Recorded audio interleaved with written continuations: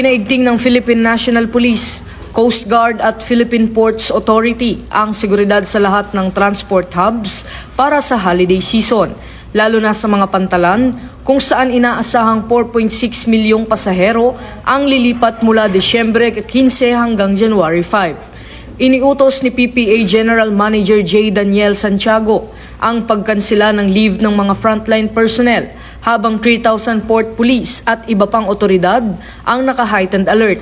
Handang tugunan ang emergency sa pantalan sa pamamagitan ng food packs, tubig at medical assistance at inabisuhan ng shipping lines na magdagdag ng biyahe upang maiwasan ang siksikan.